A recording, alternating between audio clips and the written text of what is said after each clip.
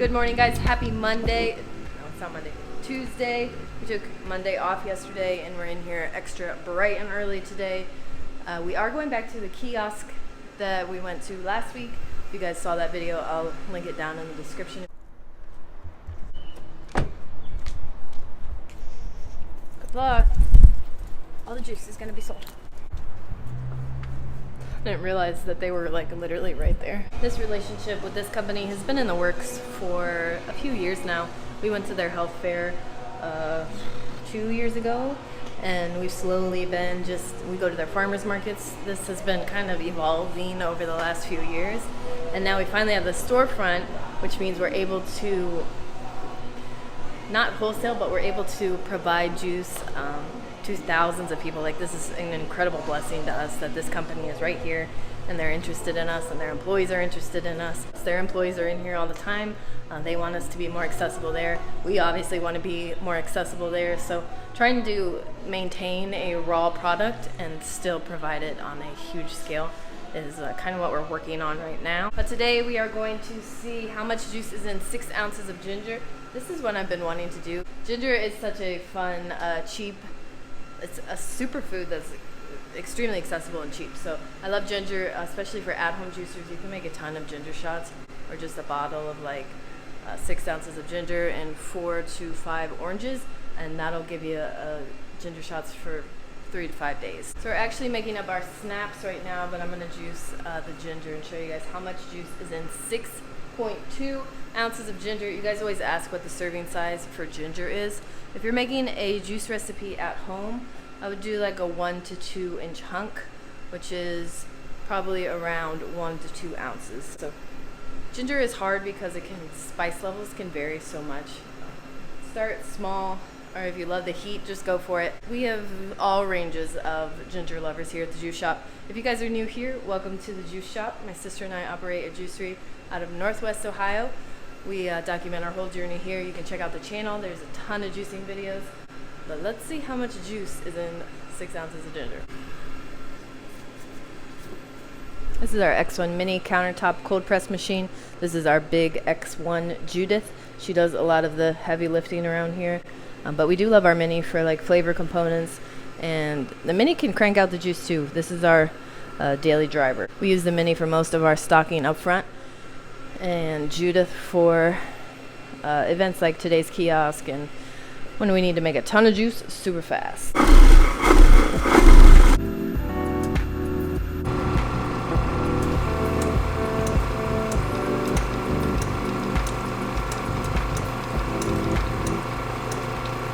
I'm always surprised how well like ginger actually works. If I ever have allergies or ate something bad and my inflammation is getting my ankles, I get cankles really bad when my inflammation spikes up.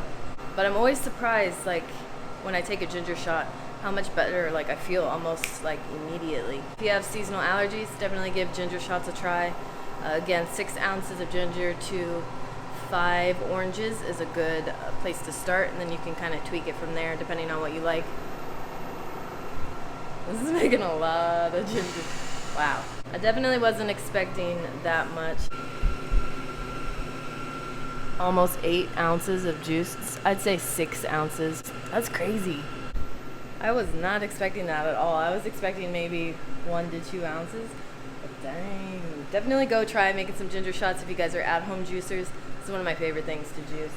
It's so quick and cheap and easy. You get a lot of bang for your buck with ginger. And you can pair it with any liquid base if you don't like citrus. Citrus just seems to be our favorite. Cucumbers work well if you're low carb. Yeah, even celery. Celery is great for inflammation too. I will pick you guys back up when we get more into the day. Got a lot of juice to make. It's almost, well, I guess it's only 7:15.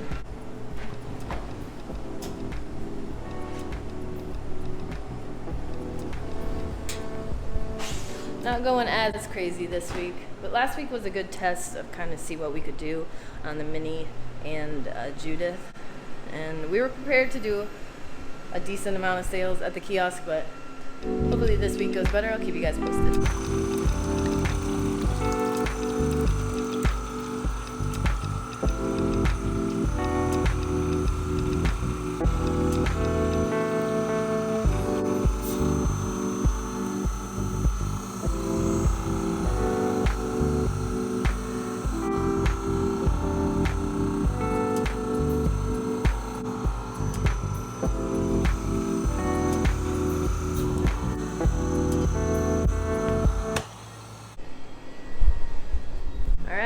wrapping it up. I just got the mini cleaned up, and now I'm gonna work on Judith. If you guys wanna watch me clean Judith. She is rather large and obnoxious, but she did awesome. We made a ton of juice. Jordan just packed up and pieced out. Packed up and pieced out. Left us with a decent stock.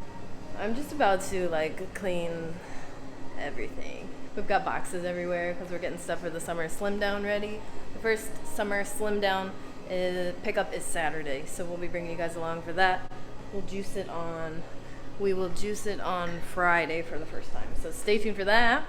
Lots of fun recipes. And we've been making a lot more juice, so we have bottles, box bottles laying everywhere. I also just emptied a ton of things of produce, so let's get this kitchen cleaned up.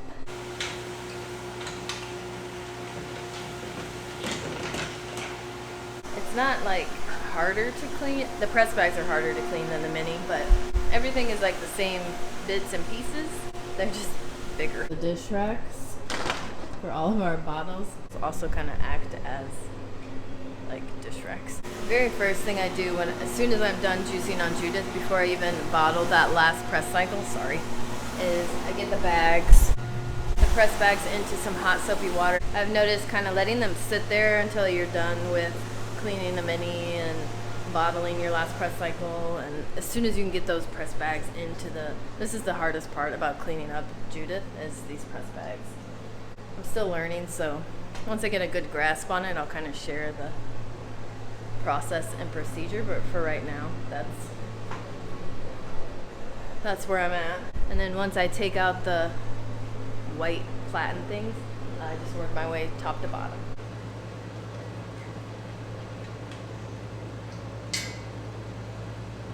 I always leave this bottom juice catcher tray. You're about to see a lot of pulp and stuff drop out of this hopper, and if you don't have anything to catch the pulp or the liquid that comes with it, there's just going to be an even bigger mess to clean up. So I always leave the juice tray, and it's something to catch the liquids that's coming off of all this.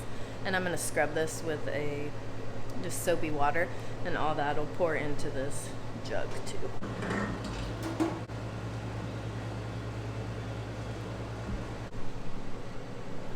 Wasn't that bad. There's normally a lot of pulp in there.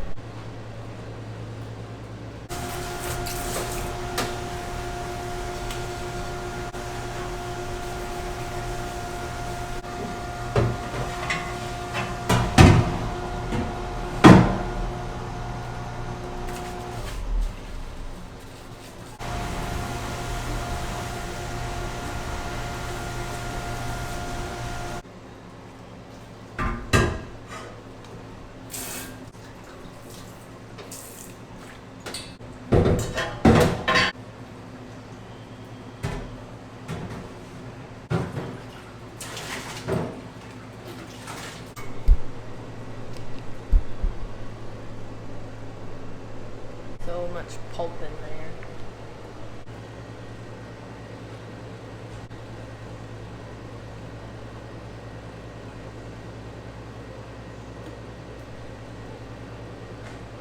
It's kind of wasteful, but it's just one of those things when you scale up to a larger machine. It's going to be a little more waste.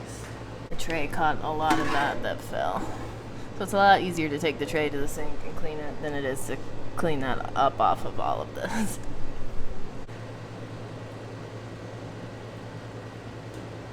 A little bit of leverage to take off the alligator knob.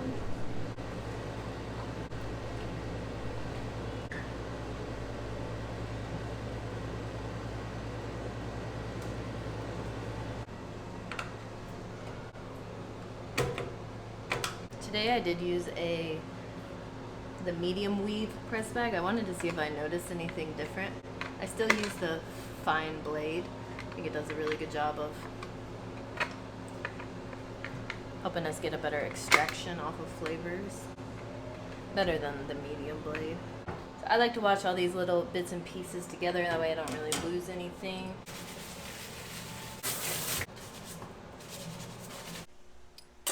Put the little knickknacks back into that bowl so I know where they are. When we are using Judith, we temporarily use this sink as a drying rack. It gets washed and sanitized as soon as I'm done putting produce through it.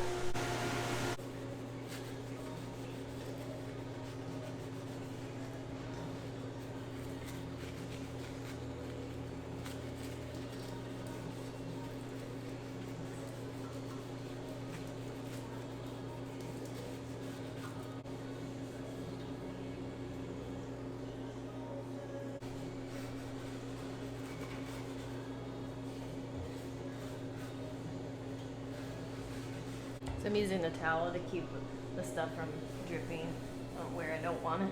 Once I got the top all cleaned up, then I'll start working on the press chamber.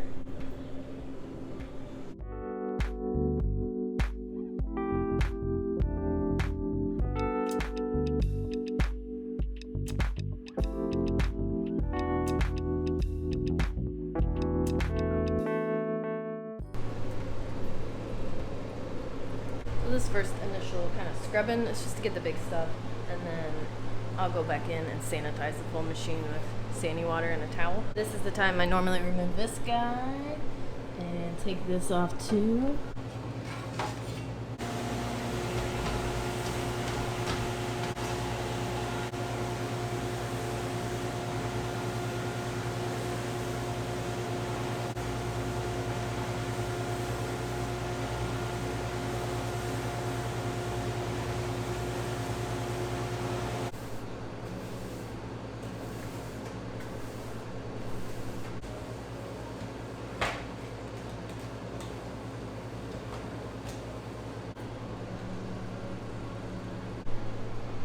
Still got a sanitizer, but she is back in her place. She fits perfectly right there.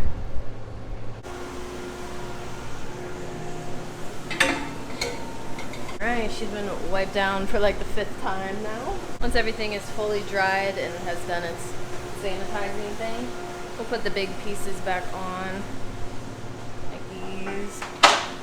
And I'm gonna oil the agitator now, and then this will get sanitized again before we use her the next time, so in like a week. Food grade grease or oil, and just do a drop and it'll fall, and then spin it, spin it, spin it. Swipe up the rest once it's kind of done its thing. This should always spin freely, and these should always be oiled too. About to get swept up and mopped. I didn't make as much juice as I did last week, but we did have a really busy morning. So celery juice is still bumping around here. We got lots of people hooked on it that come in and buy regularly. It's the fact that it's like an every morning kind of ritual. We'll see if we have to break the mini back out. I don't care to get the mini out, even if it's just for one quick press. She's so easy to clean.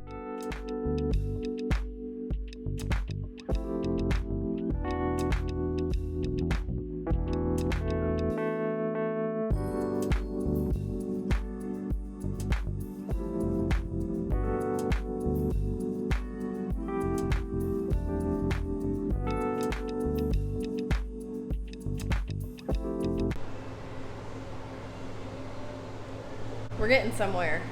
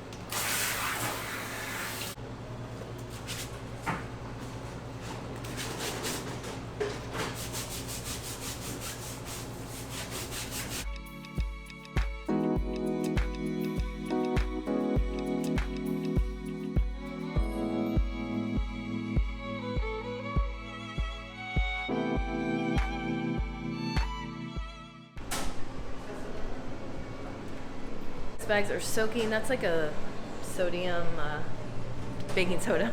It's called Oxy Dip. It was recommended to us by Good Nature. Jordan should be back any minute. We just randomly had a whole bunch of people pick up cleanses, so the fridge is basically empty. I'm going to wait till Jordan gets back to see what stock she has left. If I need, I'm just gonna juice some quick batches on a mini to get her through the afternoon.